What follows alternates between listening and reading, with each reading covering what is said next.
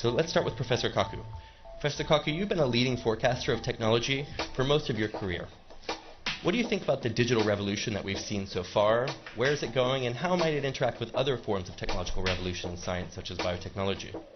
Well, in the coming years, computer chips will cost as little as a penny. That's cheaper than garbage, cheaper than scrap paper. So computer chips will be everywhere and nowhere, including our contact lenses. So when we put on our contact lenses and blink, we will go online. And who were the first people to buy internet contact lenses? College students taking final examinations. This means that my students will blink, and they will not have to memorize all the things I've been talking about. This is going to revolutionize education, because we cannot force students to memorize things that they can simply blink and get. And then if you feel sick, you will blink and see Robo Doc. Robo Doc is artificially intelligent, talks to you in plain English or Russian or whatever, speaks any language, accesses the entire internet for sound medical advice, almost for free. This is going to revolutionize the medical establishment.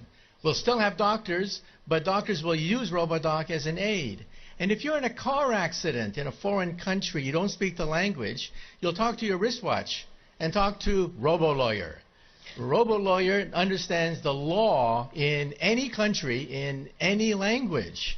In fact, I personally believe that artificial intelligence, the robotics industry, will eventually become bigger than the automobile industry of today, because your automobile will become a robot. You will talk to it. You will argue with it. You'll have discussions with your car about the best route to take. And when you want to park the car, you simply tell your car, park yourself. And the car parks itself. This is going to revolutionize urban economics when you don't have to worry about parking anymore. And then the next organ to be digitized is the brain. You may not know this, but 2 years ago, scientists were able to upload the first memories. Memories can now be uploaded and downloaded. This makes possible BrainNet. BrainNet could be the next step in the evolution of the internet. Instead of zeros and ones, instead of text, you'll put emotions, feelings, sensations, memories. Teenagers will go crazy.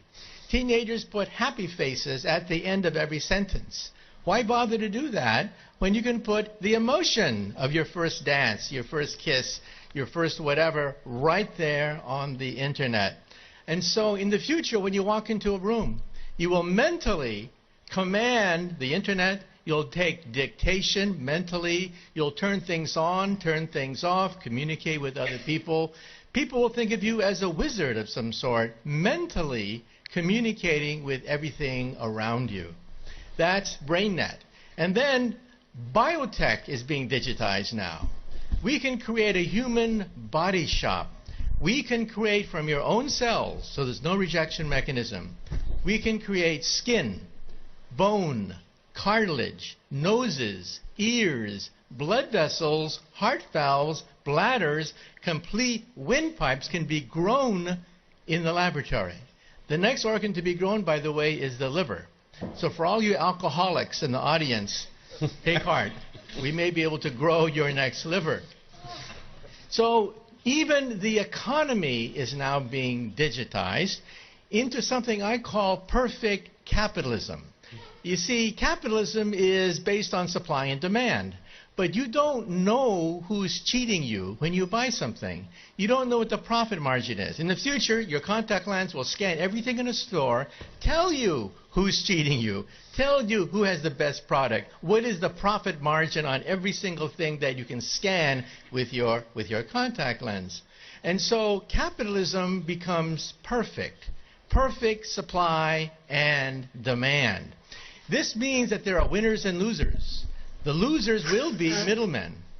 Because why did Amazon become so big? Why did Airbnb, why did Uber become so quickly so large? Because they digitized the middlemen.